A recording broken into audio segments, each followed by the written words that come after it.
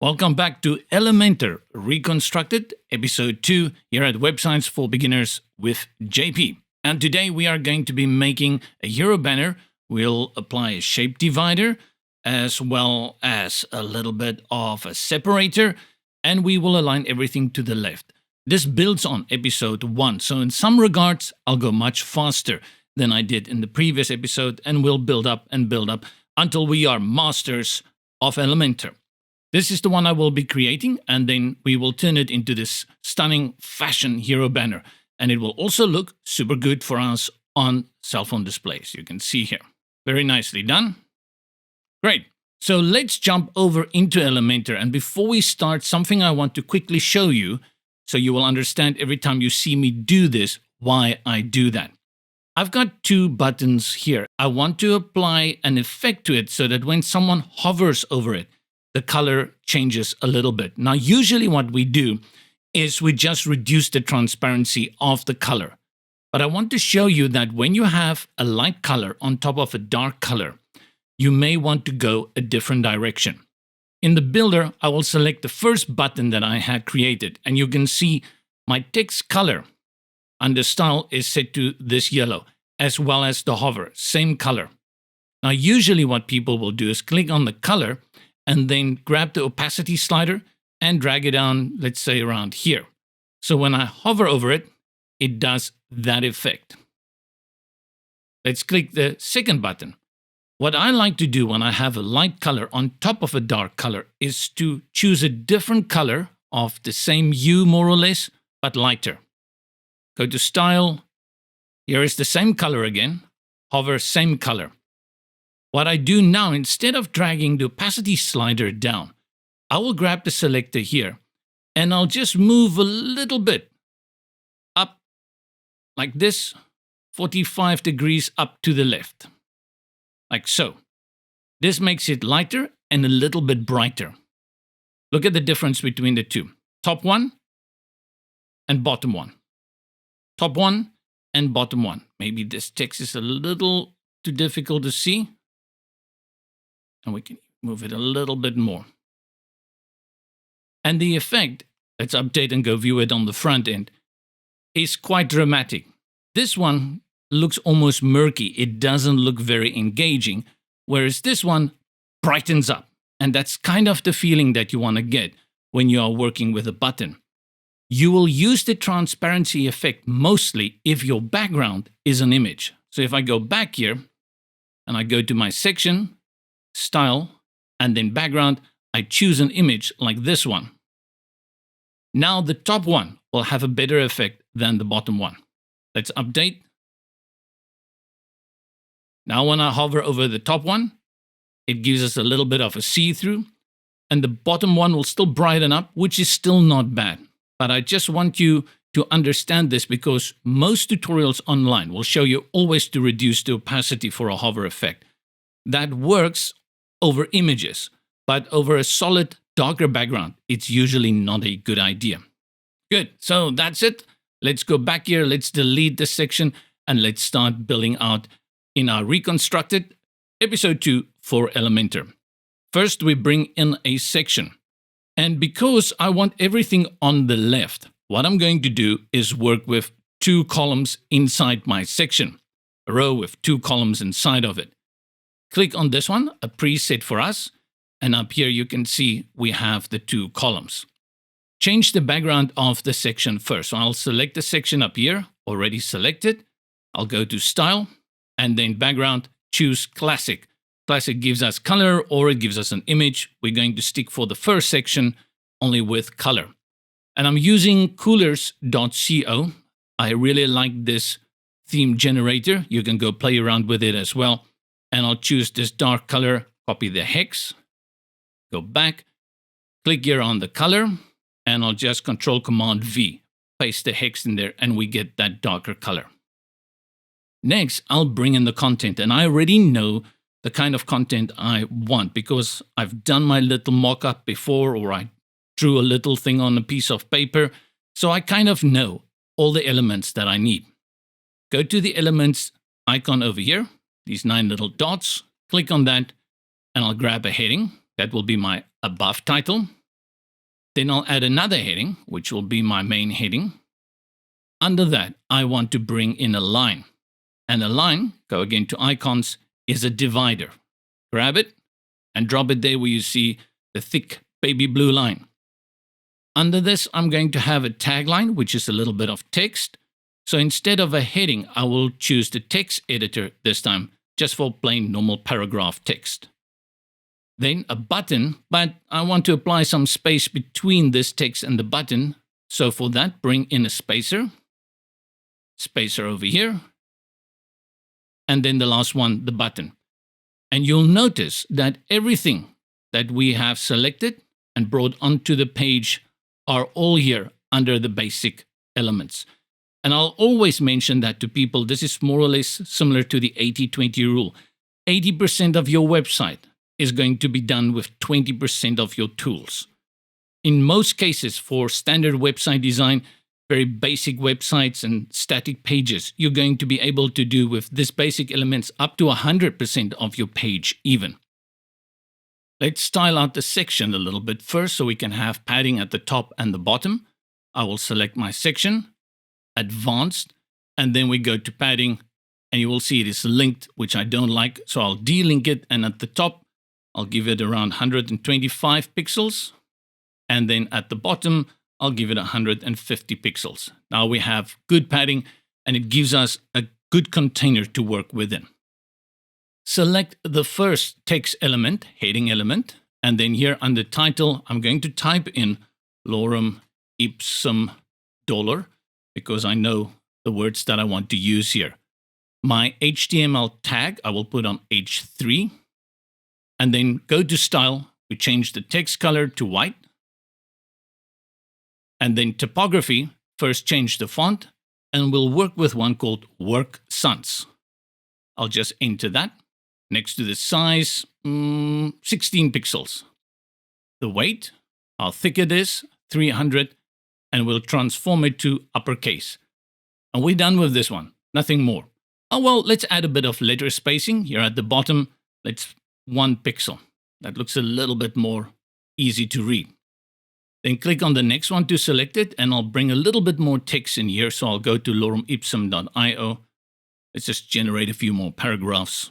Spice up the day with something different than the old boring lorem ipsum. I'll grab a few words here. Copy. And then here in the editor inspector on the left, I'll paste that.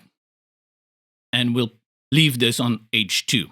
Go to style, text color, change it to white. Typography, we'll also put it on Work Sans. And then the size for this one, going to load it up to 40 pixels. Weight, around 500, and then transform it to uppercase. Line height, we're going to put at 1.5. 1.6 is good, 1.4. I just decided maybe 1.5. Even this looks too big. Let's try 1.4. 1.4 is better. And then for the letter spacing, I'm actually going to go the opposite and reduce it to -1. Just bring them a little back closer to each other. It's just a different effect. Nothing special really going on there. And now we have created our heading. That was very quick, right? Select the line, or what it is called a divider, in Elementor next. And it's on solid. I want to put it on pixels. Currently it's set to 100%, and this 100% will always take the full width of the container it is in. If it's in a column, 100% of the column. If it's in a wider column, it will stretch. If it's narrower, it will shrink. If you want that precise control over it, then you just switch it over to pixels. Do not make the mistake I will make here and think it's already on 100 pixels. I'll go to style just to show you and go back to content, and you see it's gone. It actually goes to 0. So just type in there 100 pixels. Elementor, if you're watching from your chairs up above, please, this is a bug, and fix that one for us. And then I'll just align it to the left. It should be already on the left, but for good measure, I will do that. Let's style it out. First thing is the color. Put it on white. And then the weight, I will increase that to, let's just select it, put it on 3. This gap applies 15 pixels at the top and the bottom. And I guess that is why Elementor calls it a divider in rather than a line, because the idea is also actually to bring in space and divide elements. I purely want it for a line. I think there's already too much space, so I will just delete all of that and make it a little line like that. Strange that the gap is top and bottom and that we cannot split it into just the top or just the bottom. That would have been cool, but alas, what can we do? Let's build out our little tagline of text next. This is in the text editor element, which is for standard paragraphs. So if you just want a lot of text, you bring it in here. Not much that you have to change here. Go to Style, and we go to Text Color, put it on white. Typography, family is Work Sans, same thing. And the size, let's put that on 14. The weight, I think it's at 400, so let's drop it down to 300, a little bit lighter, and we'll transform it to uppercase. And the line height I will put on 1.6, but even as I type it in, you'll see nothing changes. The default of Elementor is 1.6. I will say this again because working with Elementor, especially when I go into responsive designs for tablet and mobile, frustrates me when I don't see the default values. Almost every other page builder on the market at this moment give you a default value. So for example, if Elementor decided this is 1.6, it should appear there. So I don't have to think, oh, I better put it on 1.6. I mean, even Divi does this, guys. Come on, get it right. Because when it comes to padding, you will look sometimes at a section or a column and you will think, what's going on here? I don't see anything. And then when you start making changes, your whole layout changes because you maybe linked something, you didn't know there was a default value applied, and this is very frustrating. It messes up a lot of my workflow time and time again. And I don't have time to go and test like I did with this line height that it's 1.6 M. Really. So this is, for me, I want to say unacceptable because we're here, at version 3.3 already? And it's like a few small things that's nagging at me. And I'm like, I want to strangle someone over that. Let's not get too excited over that. But I would really appreciate that indicator there of what the default setting is so that I know what I'm messing with. Okay, enough of that. Let's click on our next element, which is the spacer at 50 pixels. And I'll put that on 25 pixels. And then we style out the button. First, I will go grab the color of the button over here at Coolers, and we use this yellow, copy the hex, then click again on the button, make sure it's selected, and let's change the color first.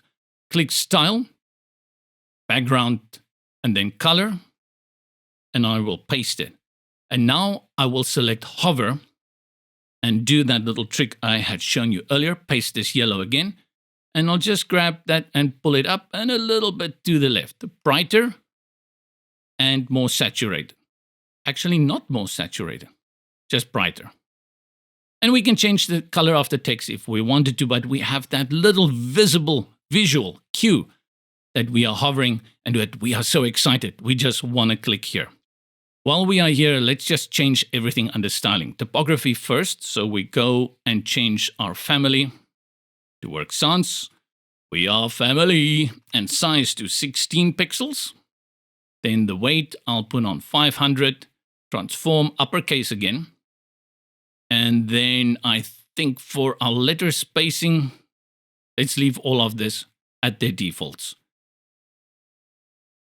Apply a little bit of a hover animation. So select hover, make sure it is selected, and I will say pop. Choose something different this time. Pop, pop, good. So we have a brighter color, plus it pops. Back to normal, border type. We don't want a border. Again here, border radius. There's nothing there. I cannot see the default border radius in there, so I don't know what I'm working with. But those corners are not sharp, which means the default value must be around 3. I want them sharp. Make sure it is linked with it, which it is by default. And then I'll just type in 0. and that will give my sharp corners. So styling done. Go to content, and we change the text to view more. Our link, https:// and then websites for w4b.io, and we can change the size here, and this only changes our padding. And you don't really know what the padding is here, but we think it looks okay for this one. And let's add an icon this time, a little arrow to the right showing you, hey, go and click view more. You can upload an SVG if you're so inclined, or an icon library. I wonder, only icons, it's a pity you cannot bring in your own image for it. Then let's search for arrow. Not that exciting. Let's pick this one. And then it's on the left. So here where the icon position is, we click on after and apply a little bit of spacing. I would say around 10 pixels between the button text and the icon. Good. So I think we've got everything in terms of the button working here nicely. Let's give the button also entrance animation. Go to advanced, motion effects, and then you see entrance animation over here. Click on that, and you've got a number to play with here, but be gentle. Don't go too crazy. Let's say slide in left. Okay, that works for me. And you have control over, is it slow? Is it normal? Or fast? That's it. That's the only control you've got. I'm going to put it on normal. And when it comes to entrance animation, I used to be a big fan of it, but since we are designing more and more and caring a lot about how our websites look and behave on mobile displays, I've become very reluctant actually to use entrance animation. If you're ever on a subway and you stand in a train and you watch commuters on their phones, you will see that people flick with their thumb or their finger very quickly through a website. Much quicker than even 1 second. They can whoop, whoop, whoop, like 3 times in a second. So your website really needs to grab people quickly. They need to quickly see what's going on. And if your entrance animation takes less or more than half a second, they're going to miss it. And they may not see that button. That's very important. So even though I'll show you the entrance animation and it looks good, I would tell you, if you don't have responsive control, whether it works on desktop to a tablet and a mobile, rather deactivate it, because people are just so impatient when it comes to scrolling on a website on their mobile devices. Remember that? So just remember, if they scroll too quickly, your animation is too slow, they're gonna miss it. Let's update it down here at the bottom, or you can just hit Control S, Command S, and click here on the preview again to take us to the front. And there is our page. Very nicely done. And as I hover over my button, it will pop and also get a little bit brighter. This looks pretty good. So if I click on it, it will also take us to websites for beginners. Great stuff. Let's go back here and talk quickly about these columns. Great in Elementor is that if you're working with columns, you can go here to the middle and you will see the arrow changes to this little slider. You can move it to the left or the right. So you can grab it and then you can move it. And this is really cool if you want to have control over how this should display.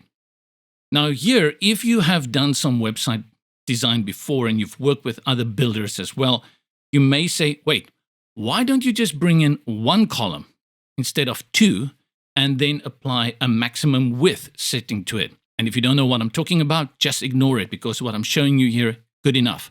I just want to highlight that you can, if you had the function of 1 column only and maximum width, achieve this, or you can apply 1 column with a lot of padding here on the right. Where I can work with 2 columns instead of the padding, I will do it. And where I can work with the maximum width instead of the padding or 2 columns, I will do it. So builders like Oxygen and Bricks and Zion, the guys we are covering here, they can do that. Divi cannot do that. Elementor, strangely enough, can do that with its two columns, especially in responsive displays like tablet and mobile, but it cannot do it with the one column. So I don't want to go too long into it, but I want you to understand there is a little bit meaning in the madness here why I'm using two columns instead of just one. And this is a very easy effect how you can control the width of your text here and by simply dragging this column bar in the middle. But now comes a very, very annoying thing. Again, and I mean each page builder, they all have their little bit of, little hiccups and bugs here and there. I can do this very easily in desktop view. If I go to the bottom here, the inspector on the left, and I click on responsive mode, it takes me into the mobile responsive mode first. Just click up here to go back to the desktop. So back here again, see I can drag it very nicely. I go to tablet. Mayo, nothing, nix ni nada. I cannot drag it now. But do I still have control over it? Yes, sir, you do. Same for mobile. In mobile, it is stacked, which is better option. But, we lose that ability to drag it, which is great in the desktop. And then it's removed, or it cannot be done. I often say either they don't want to give it to us, or they don't know how to give it to us. Right. So, to just give you a little bit of a better idea of how the columns work, if I go to any of these columns and I click on them, you will see that the column width is actually set here. So if I drag again and I let go, it didn't even update. Yep. So it didn't even update. Let's see if I go back. There it updates. Doesn't even update in real time. Okay, so take that, file it into the back of your mind so that you know this is how we have to work with Elementor in cases like this. You can work with a one column and apply padding on the right, or you can work with two columns to get the kind of effect that I'm after here. There's a cat next to me that's snoring so loudly. She's a little bit fat, so if you hear some strange moaning sounds next to me, it is a cat in kitty dreamland. Next, let's bring in a shape divider. This is done within the section. Go to Style, and you will see Shape Divider here in the inspector. You can put one at the top and the bottom. For this one, because it's a hero image at the top of our page, I'll only select the bottom. And then we have a few, really a few to choose from. This is, we say in Afrikaans, long in the tooth. It's getting hard to chew on because they've been there now forever, which in the world of website design is 6 months. No new updates, and there are so many options out there. And I wish somebody with a little bit of coding experience can sit down and allow us to bring in our own SVGs. Just my personal preference here, so we can also do our own little shape dividers. And the reason why something like this becomes difficult to recommend is because it's old, because there are so few. Everyone has used them already to death. But anyway, I'm going to show you. We can go through them. There's zigzag, and you can barely see it, so I'll grab the height slider and I'll drag it up. Drops, mountains, tilt. These ones are nice for a little bit of transition between the sections on your page. And let's go with this wave brush. So you have control here over the width, which will stretch it. And then height. If you were advertising shampoo, the waviness of your hair, you can flip it. And then if you want to bring it to the front, you have this option over here. It's just reduce that height a little bit. Good. Now we are done with our desktop design. Let's then jump into our tablet. The responsive bar is still open here at the top. You can see it. And let's select tablet. As I've mentioned before, I cannot drag it, but I can click on the column and go into the column settings and add the width here now manually. So let's put it on 50 to see how it looks. Nope, let's put it on 60. And also click on this heading, go to topography, and we change the size. Let's put it on 30. It was on 40. Let's put it on 30. Now things look a tad better. Now this is where I'm confused, because I can do this with this single column when I have two columns in Elementor. But if I go back to my desktop and I click here on section and I bring in just a single column like so, and I want to change the column width here to, let's say, 60, no, I cannot. It just doesn't allow me to do that. Very interesting. Perplexing, I'd say. So we go back into our tablet. And please, if you don't know what I just talked about, really don't worry about it. Just focus on the stuff here. Now, what has happened here is because this column is set to 60% at the moment. And this one here at the bottom, if you click on it, well, we cannot see what it is, but it's probably more than 40%. If I set it to 40%, oops, let's click again on it, column. Oh, layout, I closed it. Put it on 40%. You will see it jumps next to these because 40% on the right plus 60% on the left gives us 100% width in this container. If I just give this column 41%, it's going to jump to the next line. So you can put it on 40%.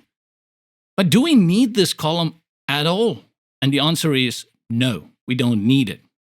So in case we are worried that this column may bring in extra space or do something on our page, we can actually disable it. Yeah, we can deactivate it for our tablet as well as for our mobile displays. Now, what I will do with this column selected is go to Advanced in the inspector, then select Responsive. And here you have the option to hide this column on tablet, mobile, as well as desktop. I'm just going to select tablet, and you will see faint little diagonal lines, stripes appear here. And I'll also hide it on mobile, so the column will not display. Then we go to mobile device, click up here, and I really like that Elementor's default setting is 320 pixels for the width. Those are for very tiny, small Android devices, and they are out there in the wild. So if you can make it look good for 320 pixels, then it's going to look good on any other device.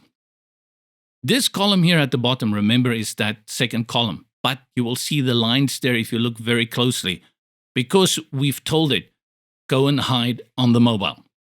Let's change settings here. I'll click on the main heading, go to topography, and the size, I will reduce that to 20 pixels. We can probably say 24.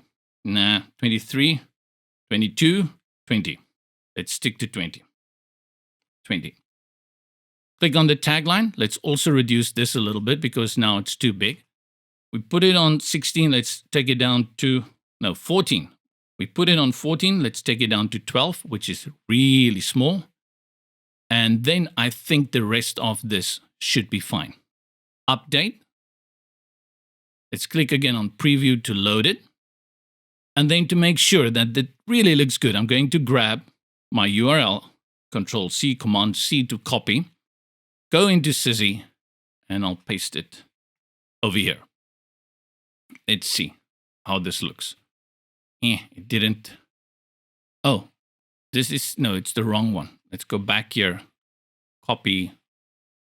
Where is the copy? Copy. And back to Sysy. Nobody's perfect, my mother used to say, especially not you. And there we go. This is the one that we've just created. It looks good on our desktop for HD displays. Here is a MacBook Air. Perfectly clear. Very happy with that. Everything is wavy. And as we scroll down, you will see that it looks good on our tablets as well as our mobile devices. Maybe it gets a little bit too peaky here. See? Unfortunately, there is no responsive control over this, which will be our width. So we could stretch it a little bit so it doesn't look like we're going up Mount Everest at this moment. For this hero section, we are done. So let's quickly recap what we did. We learned today about that separator, that divider, and we also worked with two columns, which makes it very easy for us to bring in this kind of effect on the left where we have line breaks for our text.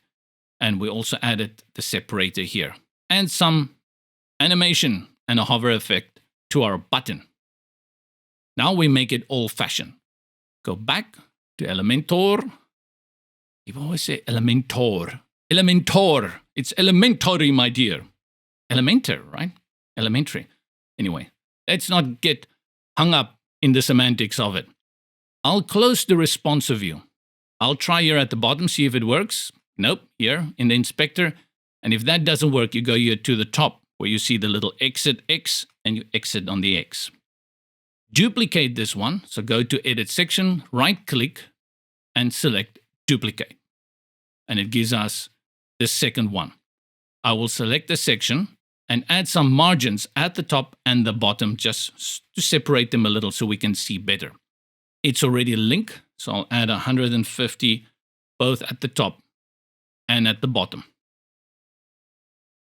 Section is selected, go to Style. And please give me a tip here. I'm trying to figure out how do I take away a color? How do I clear this color? Ah, here, clear. Aha, I got it. I got it. Okay, so over there, the reset function. I got it. Image. I was struggling with that one earlier. Couldn't figure it out. And then we bring in our image. L'Oreal. And insert media.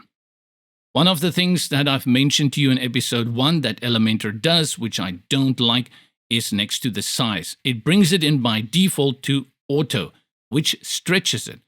I prefer cover. And I think cover is a much better default value than auto. Maybe you prefer auto, but I think cover is the standard that we mostly use.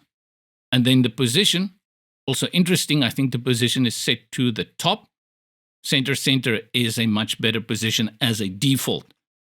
And I also want to use the center here. So let's put it on center, and then the size is cover. And there is our image.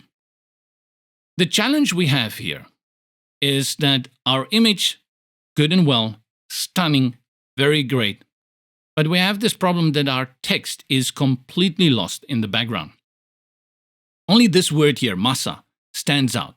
And the reason it stands out is because of contrast. You'll hear me hammer home this thing about contrast all the time because a majority of websites that don't look good is because people don't get how contrast works. If you get this, you will just make your design decisions much better. I can change this text to black, but then it's going to get lost on the hair. To do that, we have to bring in an overlay or we have to use a different image where there's no hair here. What we will do to save this image is we will bring in the overlay. Before I do that, I'm going to change the color of the button to something here in the image. So I'll grab my color picker and I'll grab, I had a darker red there. I like it. I'll grab that from her lips, click on the button, select style, and then here for the normal color, I'll paste it, Control Command V, and then select hover, paste it again, and this time grab the selector and I'll just drag it up. You'll see as I hover over it how the color changes. I did not reduce the opacity. Same principle as before. I have gray in the background. So if I actually reduce the opacity, it will actually make my red look murky, darker than more brighter or lighter. And there we have. So our button has been adjusted, still popping with a little bit of pink there. Now let's go and apply an overlay to this background. Select the section again, collapse this one that says background, and then go to background overlay. Let's test first the classic overlay, and that is a solid color. And I've mentioned to you before, unless you want a special effect, always use an overlay either white or black. So we put it on black, selecting here in the bottom left corner. Now for the opacity, it's set to 0.5, which is 50% opacity. If I drag it all the way to the right, you will see she disappears completely. And if we bring it down until the text is still good to around here, 0.4, 40%, Text is still okay. What did I do here? Let me close this. We run into a problem. Let me just grab the opacity, put it on 0.4. We run into a problem, and that is the whole purpose of this image gets lost. It is washed down the drain, because the whole idea of putting all our content on the left is to bring in this stunning image so that draws the attention of the viewer. By applying this overlay, it's gone. Now, with your normal overlay, we cannot achieve this, but with a gradient, yes, we can. What I will do, I'll go to gradient and activate the gradient. By default, this pink color is applied, and because we already set the black previously in the solid color, you will see that this will happen. If you didn't set this color over here, let's reset all of this, and I click on gradient, you will think nothing happens. Because the gradient, there's the pink, but this one is empty. Elementor says, I know you want a gradient, but it seems you're not ready for it, so I'm not giving it to you. Strange, very strange behavior. I would have thought a preset here would be a little bit more visual, but we don't get that. So remember, you need to set this second color, actually the first color, before you can get a gradient. We are going to achieve the effect we're after with the same color. So click on the first one and make it black. Now we have the black and the pink. Next, I want you to go to opacity and drag it all the way to 100, which is 1, a value of 1, so you can see the gradient. What we're going to do now is go to the second color and also put it on black, or any color for that matter. Then grab the transparency slider here and drag it all the way to the left. And now we have applied that gradient. This could have been any color as long as it's 100% transparent. The only thing we need to do now is change the angle so that the dark part is on the left and the light part is on the right. It's set to 180, and I know what I'm looking for is 90 degrees. And here we have that effect. However, we're not done, because actually we still lose a lot of our skin tones over here. I wish it could be still a little bit more pronounced, and we can do that with the location of the second gradient. You see here we have a slider. Currently 100% means this fade in effect of the gradient runs all the way 100% to the side of the section. By constraining it, we grab the slider and we drag it in, and see as I drag it how I can manipulate that gradient. So up to 50%, my text still legible, and now the right side of my image very clear, can see it very well. Let's make some changes as well to our shape divider here to fit this style. Collapse the background overlay, go to shape divider. Let's bring the same one at the top. We're working with a hair salon, and this one was Waves Brush. But what I'll do now is I'll give it a color, which is black, and I will reduce the opacity. So we get that kind of see-through effect. And let's increase the height a little bit. And then we do the same with the one at the bottom. Give it the black color, reduce the opacity. There we go. Let's update that and see how it looks on the front end. This is our original, and this is our new one. Probably add more padding at the top and the bottom, but it gives us a very nice hair salon, hairdresser kind of effect here. But because of this gradient we've applied, let me show you what's going to happen on our mobile device. I'll do that within Sizzy. Let's update here and get a fix for that one. So we know our desktop and our MacBook Air is going to look good, and even on our tablet. But we have a problem here on our mobile devices, and that is that the gradient only applies here on the left and not here, which means the text here gets lost. I definitely don't like the shape divider here at the top. This is just bad implementation. So in my opinion, I will remove the shape divider because we do not have responsive control over this. Or do we? Let's go have a look. I say that, I may be wrong. Make sure the section is selected. Shape divider. Oh, we do. I'm so sorry. Elementor, I take it all back. I'll buy you lunch, okay? Let's go to tablet. And then here with the width, I'm going to grab it and stretch it. Okay, much better. Let's do the same for the top. And reduce the height. Oh, Elementor, you have redeemed yourself. And then at the top, do that. Bottom is fine. Good. Let's see if that makes a better impression for us here on the front end. Yep, that's much better. Okay, good job on that one. Let's go to the gradient and see if that's also responsive. Back to that. And now let's go back to our desktop view first. And we are looking for the background overlay.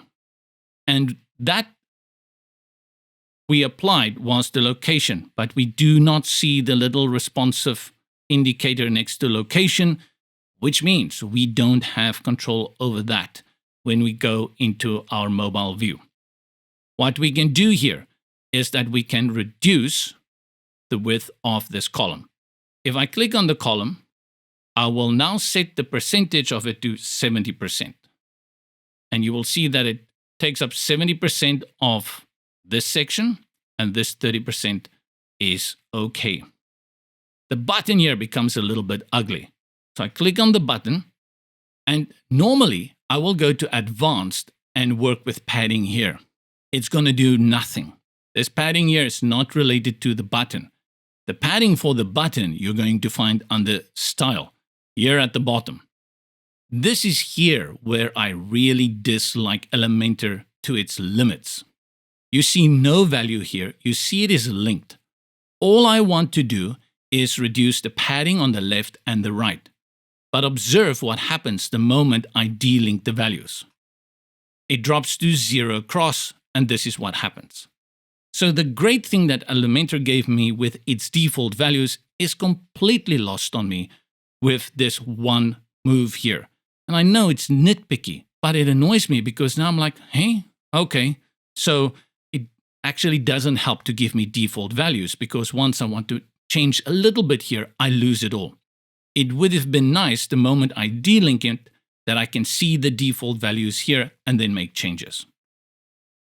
Okay, top I'm going to add 15 pixels, right I'm going to add 20, bottom 15, and then left 20. And I get a more manageable button here on my mobile device. Update that. Feels like I'm ranting a lot this morning. And in the end, we still get the job done, right? That's how it works. So all in all, now that we have made these changes, we have limited this column to 70%, and we've reduced the size of the button. We still have some text here running over her skin. But we are not too worried about it. We can still read most of it, and our brain is going to fill in those characters that we cannot see. If it was completely over her face, it wouldn't have looked good. And we've tested our links. We've created 2 very good sections.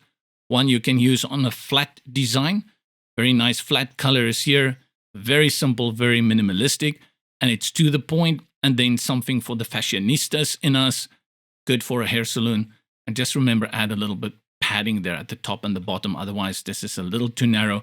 Or maybe add a nice section below here with some of the products like shampoos, conditioners, and waxes, and all that kind of stuff that you expect to find there. That brings us to the end of Elementor Reconstructed Episode 2. From myself then, hope you have a great day. Stay safe, stay warm, and stay cool, and I'll see you in the next video.